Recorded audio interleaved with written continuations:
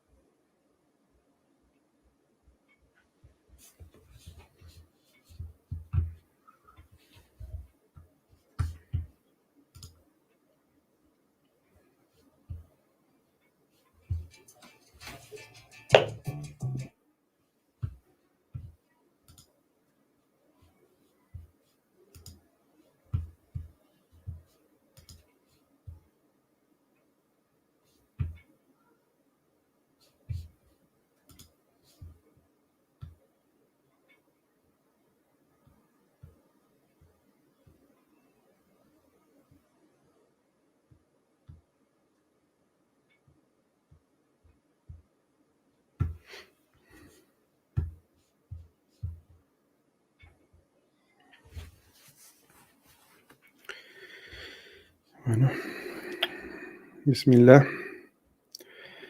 salatu wassalamu ala Rasulillah, en el nombre de Allah, clemente misericordioso, que la paz y las bendiciones sean con el profeta Muhammad, sallallahu alaihi wasallam, sus familiares y todos aquellos que sigan su ejemplo hasta el día del juicio final. Pedimos a Allah Azza wa Jal que nos proteja de todo mal, que nos proteja del mal que existe en nuestros propios egos y que nos conceda siempre ir por el camino de la verdad, por el camino del imán. Le pedimos a Allah Azza wa Jal que proteja nuestros corazones y que, así como nos ha guiado, afirme nuestros corazones en el imán. Alhamdulillah, estamos en nuestra última clase sobre esta serie que hemos dado a llamar Estudios sobre la Shahada. Y es,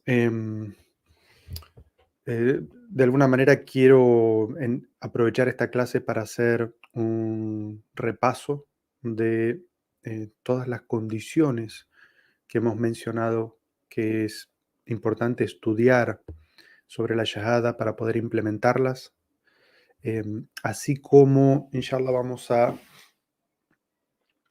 aprovechar esta última clase también para mencionar algunas cosas importantes, las cuales, bajo ciertas condiciones, si una persona las practica, podría estar anulando su shahada. ¿Mm? Entonces, debido al peligro que tienen estas acciones, inshallah, vamos a terminar nuestra clase de hoy mencionando esos temas.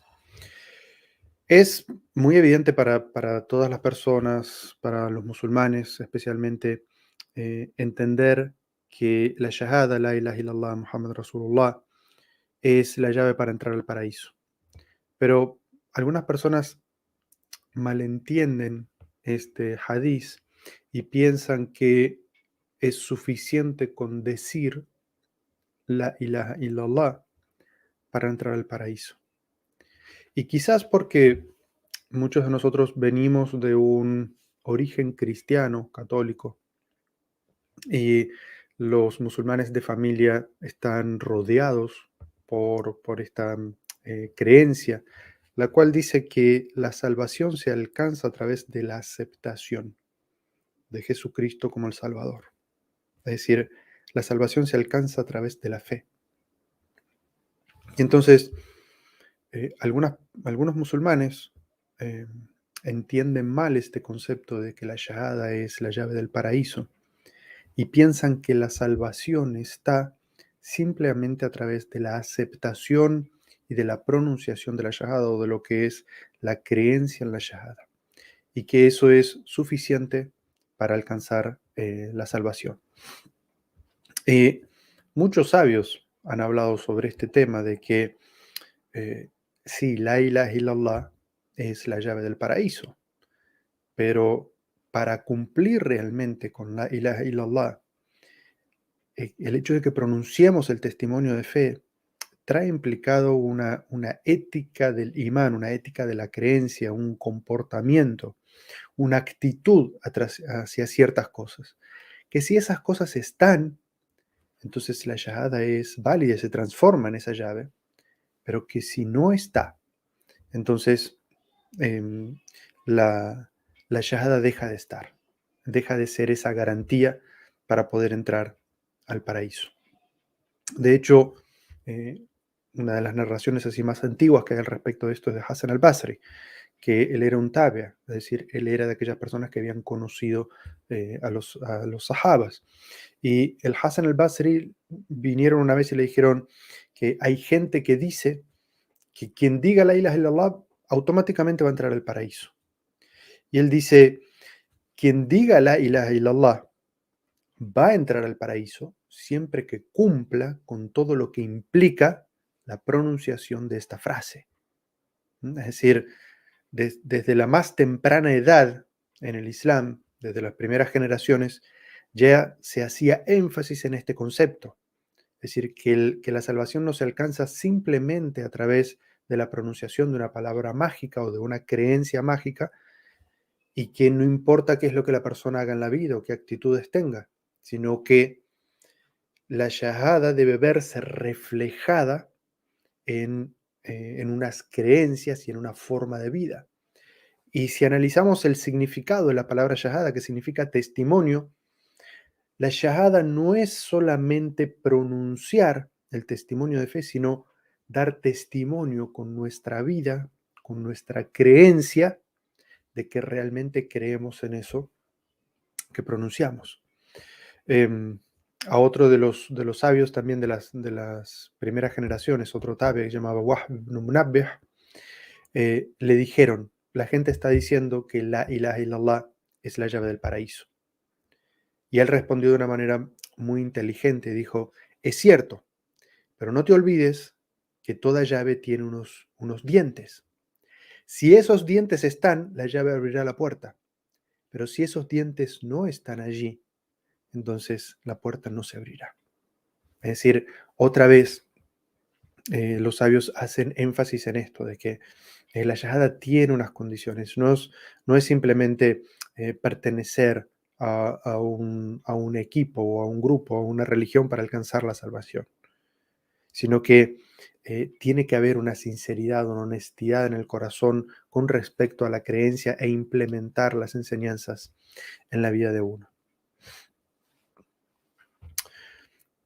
¿Por qué hago esta aclaración al principio? Porque hay personas, por falta de un conocimiento global, que toman un hadiz o una leya del Sagrado Corán y forman sobre ese hadiz o esa leya toda una religión, dándole la espalda a em, a otros textos sagrados que condicionan este mismo. Por ejemplo, el hadith del profeta sallallahu alaihi wasallam que dice, Man qala la ilaha illallah dakhala al-jannah. ¿Sí? Es decir, quien diga la ilaha illallah entrará al paraíso. Pero como vimos a lo largo de estas clases, el profeta sallallahu alaihi wasallam también dijo, quien diga la ilaha illallah mukhlisan min qalbihi o khalisan min qalbihi, es decir, con sinceridad de su corazón, entrará al paraíso. Es decir, el profeta empieza a sumar condiciones a ese decir la ilaha illallah. No es simplemente decirlo, las palabras. Recordemos que en la misma época del profeta había personas que decían la shahada, pero que no creían en el corazón. ¿Sí? Nosotros los conocemos como hipócritas, están mencionados en el Sagrado Corán. Personas que exteriormente se comportaban como musulmanes, pero interiormente no creían en el mensaje. Entonces, si bien este hadiz dice, quien diga la ilaha illallah entrará al paraíso, es un hadiz que debe ser, de alguna manera, combinado con todos los otros que existen sobre el tema. Los sabios suelen decir que el conocimiento es como un enorme rompecabezas. Y que si uno tiene solamente una pieza del rompecabezas, es imposible hacerse una imagen general de qué es la imagen que estamos armando. Y que para realmente armar esa imagen, uno tiene que tener conocimiento de la imagen general y también de todas las piezas para poder armarlo. lo mismo es con respecto a los textos de la Sharia, de la revelación. Es decir, para juzgar algo, para tener un concepto definitivo, no alcanza con conocer un hadiz o un versículo, sino que uno tiene que conocer todos los versículos y todos los hadices que hablan sobre ese tema, cómo los sabios los han combinado unos con otros para llegar a una conclusión final. ¿M? Entonces, dicha esta introducción, durante nuestras clases sobre la Shahada, analizamos la Shahada en sus dos partes. Analizamos primero las condiciones de la ilaha illallah y vimos que de las condiciones de la ilaha illallah estaba el conocimiento, es decir, entender perfectamente qué es lo que significa, qué es lo que implica, la certeza o el yaqín, la aceptación, la entrega de uno mismo, el acatamiento de todo lo que implique la shahada, la veracidad con respecto a la shahada, la sinceridad pura, es decir, el ikhlas con respecto a la shahada, el amor a Allah, a la shahada y a la gente que pronuncia la shahada, y es un amor especial.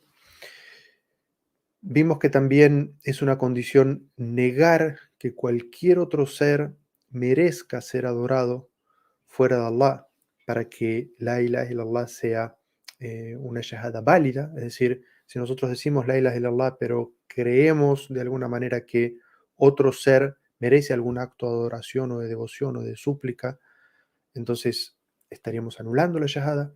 Y por el otro lado, la última condición que estudiamos, la número 9, fue permanecer en esta shahada hasta el último día de nuestras vidas para que la shahada sea válida para nosotros el día del juicio final. Es decir, que si una persona creyó y pronunció la shahada en un momento de su vida, pero luego la abandonó, dejó de estar relacionado con la shahada, ya no practicó más el Islam o se alejó definitivamente del Islam, quizás adoptando otra religión, el hecho de que haya tenido la shahada durante algún periodo de la vida no es suficiente para que la shahada le sea válida el día del juicio. Para que la shahada sea válida el día del juicio, la persona tiene que haberla abrazado y aferradose a ella y respetado sus principios hasta el último de los días, es decir, morir con la shahada. ¿No? Después de que terminamos de estudiar estas 9 clases sobre las condiciones de la ilaha illallah, pasamos a la shahada Muhammad Rasulullah. Y mencionamos en 4 clases una gran cantidad, 10 condiciones de la shahada Muhammad Rasulullah. Todos estos, obviamente, ustedes pueden repasarlos mirando las clases anteriores. Vimos que parte de las condiciones de decir y de creer en Muhammad Rasulullah es creer que musulmán es quien pronuncia las dos partes de la shahada. Es decir, quien dice la ilaha illallah y quien dice también Muhammad Rasulullah. Y que no es suficiente para ser musulmán o para ser creyente el hecho de decir la primera parte de la shahada, la ilaha illallah. Segundo, que para que nuestra shahada sea válida, hay que creer que Muhammad es un profeta elegido y enviado por Allah Azza wa Jal. Es decir, que la profecía no es un nivel de espiritualidad que las personas pueden alcanzar a través de una disciplina, sino que es Allah Azza wa Jal quien escoge a las personas en su conocimiento y su sabiduría y la envía. Tercero, creer que Muhammad eh, es un profeta enviado a toda la humanidad. No es un profeta enviado a los árabes, no es un profeta enviado a Medio Oriente, sino que es un profeta enviado a toda la humanidad. También que Muhammad sallallahu alaihi wasallam es otra de las condiciones, creer que él es el último de los profetas. Si alguien cree que después del profeta Muhammad vienen otros profetas u otros mensajeros con otros libros o otra legislación, con cualquiera de los dos grados, profeta o enviado de Allah, lo que es Rasul y Nabi, eso anula su shahada, su testimonio de fe. Quinto, perdón, que Muhammad sallallahu alaihi wasallam transmitió el mensaje completo. Es decir, parte de nuestra shahada, de la condición para que nuestra shahada Muhammad Rasulullah sea correcta, es creer que realmente el profeta no se quedó con nada de la información que Allah Azza wa Jalla le había dado para transmitir y que la transmitió absolutamente todo.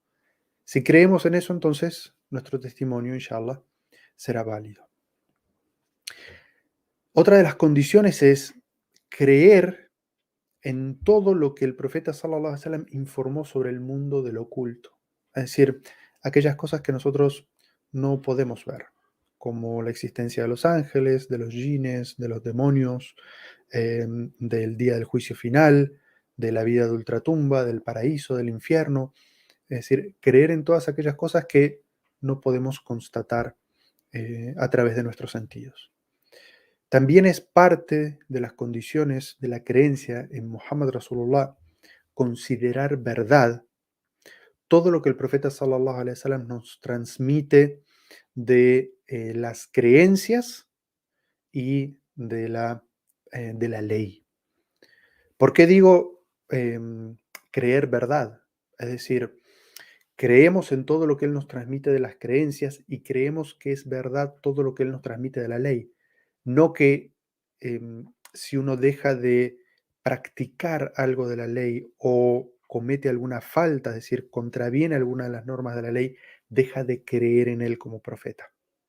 ¿Sí? Por eso es importante hacer esta salvedad. Creemos que todo lo que Él transmitió es verdad y es cierto y que es parte del Islam. Y después está en la capacidad de cada musulmán y en su decisión personal implementar sobre el Islam todo lo que pueda en su vida. Pero en el caso de que llegue a cometer alguna falta o algún error, eh, digamos, en su imperfección como ser humano, esto no lo hace renegar de la shahada. Lo que sí lo hace renegar de la shahada es aceptar alguna parte de las enseñanzas del profeta a la que a esa persona les gusta y las otras, las que no le gusta, decir, esto no es parte del Islam, no puede ser parte del Islam porque yo no lo entiendo o porque yo no coincido. Entonces, el Islam es lo que es. Si aceptamos a Muhammad sallallahu alaihi wasallam como profeta, significa que aceptamos todo lo que él nos enseña, lo comprendamos o no. Luego tenemos que ver, obviamente, cómo es que podemos llegar a entender todas aquellas cosas y aceptar aquellas, incluso en las cuales nuestro ego o nuestro entendimiento puede no estar de acuerdo, pero siempre priorizamos la palabra y la enseñanza del profeta sallallahu alaihi wasallam por encima de lo que serían nuestras opiniones personales. Em, Por eso decimos que una de las condiciones de creer en Muhammad Rasulullah es considerar prohibido también todo lo que él prohibió. Considerar prohibido, es decir, no abstenerse de todo lo que él prohibió, porque obviamente durante la vida, en algún momento, cualquier musulmán contraviene alguna de las leyes que dejó explicitadas el profeta sallallahu alaihi wasallam. Es parte de nuestra naturaleza humana, pero el hecho de que cometamos una falta no implica que estemos descreyendo de la shahada. A diferencia de si decimos, esta prohibición me parece bien, esta otra prohibición no le encuentro lógica, entonces esto no es parte del Islam o esto no puede ser parte de la enseñanza del profeta Muhammad. Y la última clase, en realidad dimos dos clases sobre la condición de la shahada Muhammad Rasulullah de amar y respetar al profeta sallallahu alaihi wasallam correctamente. ¿Cómo es ese amor hacia el profeta sallallahu alaihi wasallam? Entonces, luego de ver estas 9 condiciones de la ilaha illallah y estas 10 condiciones de Muhammad Rasulullah, yo quisiera terminar este curso mencionando una lista eh, que no es extensa ni, digamos, cubre todos los casos, pero sí quizás los que se dan con más asiduidad en nuestra vida. Y esta es la lista de las cosas que bajo ciertas circunstancias, en ciertas ocasiones, podrían anular el Islam o la Shahada de una persona. ¿sí? Ahora, eh, estos temas que yo voy a mencionar, ¿dónde los encontramos en los libros tradicionales de las ciencias islámicas? Los encontramos en los libros de fiqh, los libros de jurisprudencia, en un apartado que se llama Ahkam al-Ridda, o los veredictos sobre la apostasía.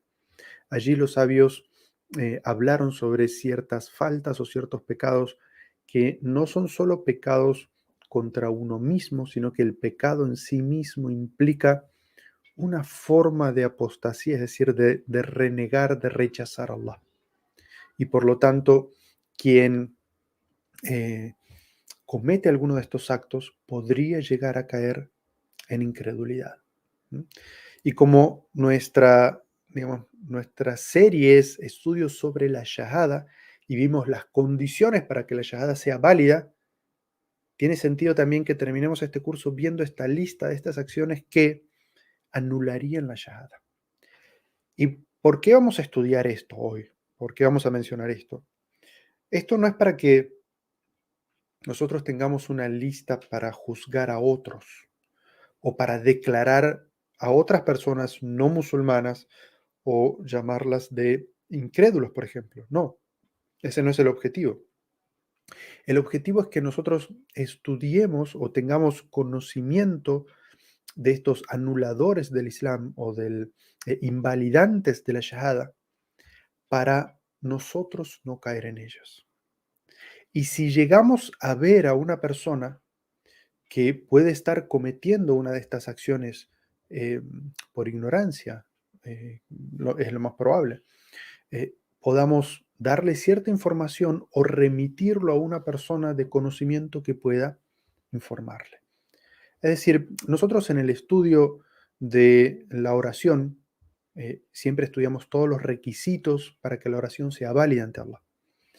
Pero también estudiamos aquellas cosas que anulan la ablución, porque si rezamos sin la ablución, nuestra oración no es válida. Y también estudiamos aquellas cosas que anulan la oración, porque nosotros queremos que al realizar nuestra oración sea aceptada por Allah. De la misma manera, estudiamos los requisitos o la información básica que tenemos que tener sobre la shahada para que nuestra shahada sea válida. Y también estudiamos esta lista de lo que puede anular la shahada justamente para no cometerla y de la misma manera que evitamos que nuestra oración sea anulada o inválida, evitamos que nuestra shahada sea anulada o inválida. Entonces, em, ¿qué pasa si vemos a una persona que está cometiendo alguna de estas acciones? Porque dijimos que originalmente esto no es para juzgar a otros, sino que es para mirar dentro de nosotros mismos y estar alertas para no caer en ello. Todos estamos en un proceso constante de aprendizaje. Entonces, si vemos a una persona que está cometiendo algo de esto, debemos hablarle de la mejor manera, tratar de educarlo y si nuestros argumentos no han sido suficientes, remitirlo a una persona de conocimiento. ¿Sí? Eh, Entre los sahabas, los compañeros del profeta sallallahu alaihi wasallam, eh, había personas que tenían esta óptica. Querían saber no solamente las cosas buenas, las albricias o los hadices que hablan sobre las virtudes, sino también aquellas cosas que son malas o erróneas para poder apartarse de ellas. Hay un sahabi que se llamaba Hudayfa ibn al-Yaman, dice, la gente le preguntaba al mensajero de Allah sobre las cosas buenas, mientras que yo le preguntaba sobre las cosas malas por temor a que me alcancen. Es decir, él quería tener un conocimiento completo. Él veía que la gente preguntaba sobre cuál es la virtud de esto, cuál es la virtud de lo otro, y él escuchaba. Pero él también quería ver cuál podía ser la consecuencia de esto o de esto otro para no caer en esas situaciones. Entonces, este conocimiento, de alguna manera, como estoy diciendo, era de la actitud de los sahabas, querer saber para protegerse, y también los sabios tradicionales en nuestros libros han registrado estas que yo voy a mencionar y muchas otras. Yo quizás elegí las que son más factibles que puedan pasar en nuestra vida cotidiana, en nuestra realidad de habla hispana, em, pero hay otras también. Entre las acciones entonces que anulan la shahada, anulan el islam de una persona es dedicar un acto de adoración a otro que Allah. Es decir, para que nuestra shahada sea válida, no podemos decir la ilaha illallah y luego dedicar un dua, por ejemplo, una súplica o pedirle algo que solamente Allah Azza wa Jal puede conceder a otro que no sea Allah. O conceder ciertos atributos que son de Allah Azza wa Jal a un ser creado. Otra de las acciones que pueden invalidar em, el Islam o la Shahada es colocar entre nosotros y Allah Azza wa Jal intermediarios. Personas o cosas que si no pasamos a través de ellas, nuestros actos de adoración o nuestras súplicas no son aceptados. No importa qué nombre tenga esto. No importa si estos son profetas, no importa si estos son ángeles, no importa si estos son personas santas o personas muy piadosas o sabios, no importa. Si nosotros hacemos de esto una condición para que nuestros actos de adoración lleguen a Allah Azza wa Jal, los estamos transformando en intermediarios. Y decimos, mi súplica no va a llegar a Allah a menos que la haga a través de que yo le pida a esta persona para que esta persona pida a Allah. Sobre todo si esta persona ya no está más presente entre nosotros. Si es al profeta Muhammad, o al profeta Moisés, o al profeta Jesús, o a cualquier sabio en la historia y le decimos, o fulano de tal, concédeme tal cosa, o está en la tumba, está fallecido, y le decimos, pídele a Allah para que Allah me conceda. Y esa persona piensa de que su súplica no va a llegar a Allah o no va a ser respondida a menos que pase por este intermediario. Entonces esto es algo de lo cual el Islam nos ha liberado. El Islam es una religión de monoteísmo en la cual nuestra relación con Allah es directa, sin intermediarios. La tercera de las cosas que pueden anular la shahada de una persona es no considerar que el monoteísmo, es decir, el Islam, es la única manera de alcanzar la salvación. Es decir, si una persona dice, yo creo que el Islam es un camino para alcanzar la salvación, pero el cristianismo es un camino para alcanzar la salvación, el judaísmo en la actualidad es un camino para la salvación, el budismo, o sea, a través de todas las religiones, no importa lo que crean, todas llegan a Allah. Todas, a través de todas las religiones, todos los pensamientos, incluso a través del ateísmo, Dios es tan misericordioso que incluso a través del ateísmo se puede llegar al paraíso. ¿Sí? Entonces estaríamos diciendo que para qué Allah Azza wa Jal envió a los profetas y a los mensajeros. ¿Por qué los profetas hacían tanto énfasis en que la gente dejara el politeísmo y siguiera el, el monoteísmo? ¿Por qué sufrieron tanto los profetas persecución de los politeístas y de los que no querían cambiar el status quo injusto de su sociedad, si era lo mismo ser una cosa o la otra y si todos los caminos conducen a Allah y a la salvación?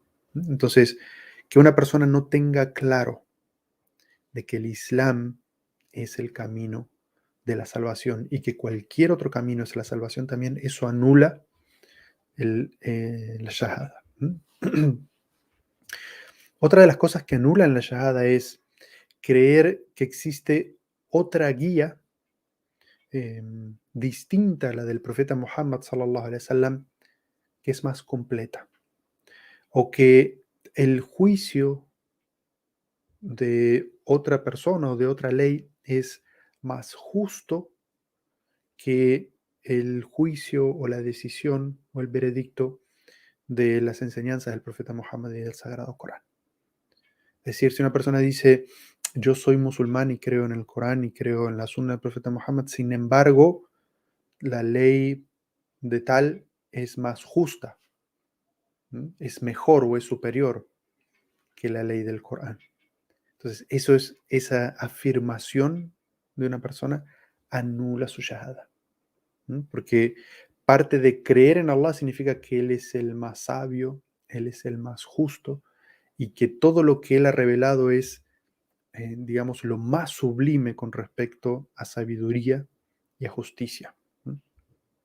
Eh, Otra de las cosas que anula la shahada es odiar o aborrecer eh, cualquier enseñanza islámica. ¿M? Eh, no importa que exteriormente actúe sobre ella.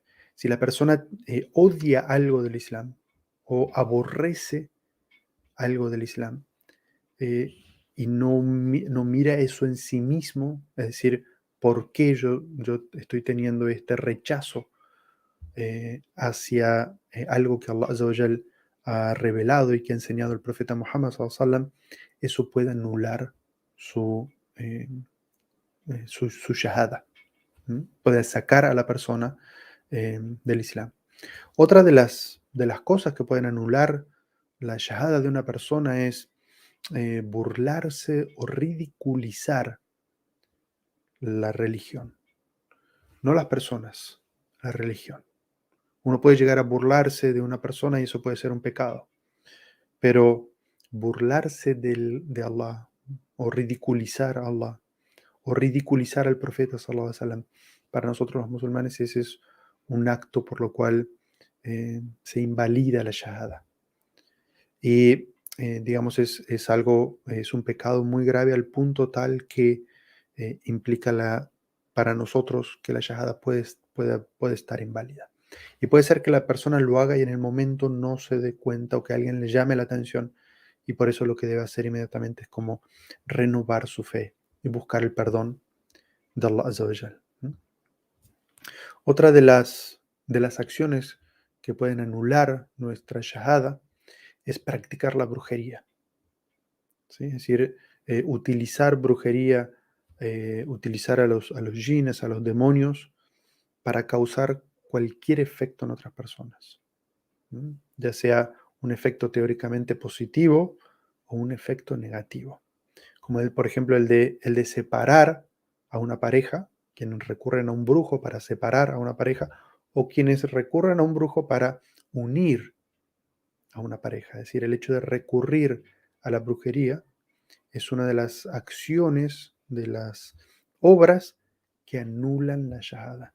Quien practica la brujería eh, deja de ser musulmán. Y esto es muy importante aprenderlo y ver todas las manifestaciones que la brujería tiene en nuestra sociedad actual. Otra de las cosas que anulan la shahada eh, es considerar que hay personas que están exentas o por arriba de la legislación del profeta Muhammad sallallahu alaihi wasallam y que no tienen la obligación. Como alguien que dice, sí, yo soy musulmán, pero yo estoy por encima de la Sharia. Yo ya no tengo que hacer más la oración. O yo no tengo más que rezar. O fulano de tal es tan santo que él ya no tiene que pagar el zakat. O él ya no tiene obligaciones porque él ha llegado ya a un nivel de santidad por el cual no tiene que aplicar o practicar nada del Islam. Entonces, esa creencia, si nosotros creemos que el profeta Muhammad rezó hasta el último de sus días, si creemos que Abu Bakr y Omar rezaron y aplicaron la legislación hasta el final, no existe ninguna otra persona que los supere a ellos en estado espiritual y puede estar exenta de toda o alguna parte de la Sharia. Y por último, los sabios mencionan eh, como algo que puede anular la shahada de una persona, dicen la indiferencia total. Es decir, si uno le pregunta, ¿eres musulmán? Sí, soy musulmán, pero no me interesa nada de la religión, no quiero saber nada con la religión, ni en lo que tengo que aprender, ni en lo que tengo que estudiar, ni en lo que tengo que decir, ni cómo me tengo que comportar, ni en mis obligaciones hacia Allah, ni en abstenerme de aquellas cosas que son prohibidas por Allah, no me interesa la religión. Los sabios dicen, esto puede llevar a una persona a anular su shahada. Y para terminar, esta es la lista, son 9, como les dije en los libros, hay muchas otras, pero estas son quizás las que más se pueden dar en nuestra vida cotidiana. Ahora, preparando esta clase encontré una fatua, un veredicto del Sheikh Muhammad ibn Salih al-Uthaymin, que es preguntado sobre el caso de una persona, un musulmán nuevo, una persona que comienza a practicar nuevamente el Islam y que comete una de estas prohibiciones. La pregunta dice así, dice, si una persona ingresa al Islam o retoma el Islam, pero luego comete alguna de las acciones que anulan o invalidan la shahada, porque ignoraba si esto era correcto o incorrecto, ¿qué debemos decirle? ¿Tiene que renovar su shahada? Dice el sheikh en su respuesta. Dice, se debe tratarlo de la mejor manera. Y cita unas palabras del Sagrado Corán que dice, Billati hi ahsan. Es decir, eh, eso está en un versículo del Sagrado Corán que dice, invita al camino de tu Señor de la mejor manera. Es decir, se le debe tratar, se le debe hablar de la mejor manera. Y se le enseña que esa acción en específico es una de las que anulan o invalidan el Islam. Pero esa persona no necesita renovar su Islam o volver a pronunciar la Shahada, porque esa persona ignoraba que esa acción anulaba o invalidaba su Islam. Y Allah Azza wa Jalla es muy claro sobre esto en el Sagrado Corán, y el Sheikh nos cita dos versículos para probar esto. Que si una persona, por el hecho de haber abrazado el Islam o haber retomado el camino del Islam, hay personas musulmanes de familia que están muchos años alejados de la religión o no recibieron en su casa o no tuvieron cerca una mezquita o un entorno islámico que les enseñara y estaban alejados y luego lo retoman. Pero en su primera práctica cometen algunas de estas acciones u otras, pero no sabían que esas acciones eran tan graves que podían anular o invalidar el Islam de la persona. El Sheikh nos va a citar dos versículos en los cuales Allah Azza wa Jal afirma en el Sagrado Corán que si una persona es ignorante de una prohibición, entonces Allah Azza wa Jal no va a castigarlo por ello. ¿Sí? Y dice, وَمَا كُنَّا مُعَذِّبِينَ حَتَّى نَبْعَثَ رَسُولًا. Y no he castigado a ningún pueblo sin antes haberle enviado un mensajero. Es decir, este es un versículo que obviamente está hablando sobre un tema de aqida, un tema de creencia. Allah Azza wa Jal está diciendo, yo nunca iba a castigar a un pueblo por su incredulidad si antes no les envío un mensajero que les hace evidente el mensaje y les explica. Y entonces, quienes de ellos crean en él se salvan, pero aquellos que lo rechacen y lo combatan, entonces Allah Azza wa Jal en ese momento sí puede descender sobre ellos un castigo, pero Allah Azza wa Jal está diciendo, yo no podría castigar de forma injusta. Porque ¿cómo podría yo castigar a un pueblo porque están cometiendo algo cuando no les he avisado a través de uno de mis mensajeros que eso que están haciendo es incorrecto? ¿Mm? Ese es el primer versículo. El segundo dice, tu Señor no destruiría un pueblo sin antes enviar un mensajero a su ciudad principal para que les transmita su mensaje. Solo haría sucumbir un pueblo si ellos cometen la injusticia. ¿Mm? Entonces dice, وَمَا كُنَّا مُهْلِكِ الْقُرَى إِلَّا وَأَهْلُهَا ظَالِمُونَ. Dice, y él explica el significado de la palabra zalimun, injustos o opresores. Y dice, en este caso que están preguntando, esta persona no es un zalim, no es un injusto o un opresor. ¿Por qué? Porque él no sabía. Y Allah Azza wa Jalla está diciendo en el mismo versículo que a menos que Allah Azza wa Jalla le informe a través de un mensajero, esta persona no es un injusto o un opresor. Entonces, yo quería compartirles esta fatua del profeta, del Sheikh Muhammad bin Salih al-Uthaymin, porque nos enseña un poco cómo relacionarnos con las personas que nosotros podemos ver que están cometiendo alguna de estas prohibiciones que son tan graves que llevan a anular la shahada. Y él no dice, levántales el dedo, o pégalos con un palo, o declara a los incrédulos, o advierte a la comunidad, o no. Él dice, billati hi ahsan, es decir, de una buena manera. Edúcalo, enséñale, aconséjale de una buena manera. Porque si él lo estaba haciendo por ignorancia, no es culpable ante Allah. Y si no es culpable ante Allah, ¿cómo podríamos condenarlo nosotros? Entonces, esta foto es muy importante porque nos educa en cómo reaccionar cuando vemos musulmanes que están actuando con algunas de estas prohibiciones que son prohibiciones tan graves. Y para terminar esta clase, inshallah, quiero compartir con ustedes un dua que el profeta sallallahu alaihi wasallam pronunciaba y nos enseñó a pronunciar, porque nuestro conocimiento es limitado. Y entonces el hecho de que nuestro conocimiento sea limitado y nuestra voluntad sea limitada, implica que a veces podemos desobedecer a Allah Azza wa Jal y llegar a un caso de shirk con conocimiento, o podemos llegar a cometer shirk por ignorancia. Y entonces el profeta sallallahu alaihi wasallam nos enseña una súplica para pedir a Allah Azza wa Jal protección y perdón de una situación así. Y dice esta súplica, dice: Allahumma inni a'udhu bika an ushrika bika wa ana a'lam, wa astaghfiruka lima la a'lam. Dice: oh Señor, ciertamente me refugio en ti de asociarte algo sabiendo. Es decir, me refugio en ti, a'udhu bika, me refugio en ti de cometer shirk, de algo que yo sé que es shirk. Es decir, busco refugio en ti de que mi nafs, de que mi ego me lleve a una situación así, siendo que yo sé. Busco refugio en ti de esto. Pero eso aquí está diciendo de lo que yo sé. Y dice: "Wastaghfiruka lima la a'lam". Y te pido perdón por aquellas cosas que pueda estar haciendo. Es decir, reconoce su limitación en su conocimiento. Y sabe que quizás no ha aprendido todo lo que debe, o que puede estar haciendo cosas que no sean correctas, y es como si estuviera diciendo: yo no lo hago por, por conocimiento, sino que es por ignorancia.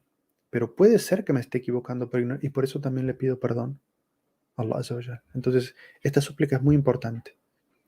Y uno nunca deja de aprender. No hay un momento en el cual uno diga: bueno, listo, ya sé, no tengo nada que aprender. Entonces, Allahumma inni a'udhu bika an ushrika bika wa ana a'lam wa astaghfiruka lima la a'lam. Oh Allah, ciertamente me refugio en ti de asociarte algo sabiendo, y te pido perdón por si llego a asociar algo sin saber. Así que pedimos a Allah Azza wa Jal que acepte de nosotros, que esta serie de estudios sobre la Shahada haya sido de beneficio para todos nosotros, que nos permita aprender más sobre nuestra religión, poder cumplir con aquellos requisitos para que, sí, el día que estemos ante Allah Azza wa Jal, nuestro testimonio de la ilaha illallah Muhammad Rasulullah sea una llave con todos sus dientes y que pueda abrir para nosotros las puertas del paraíso. Barakallah fikum. Nos encontramos en otro momento, inshallah, estudiando algún otro tema islámico. Assalamu alaikum wa rahmatullahi wa barakatuh.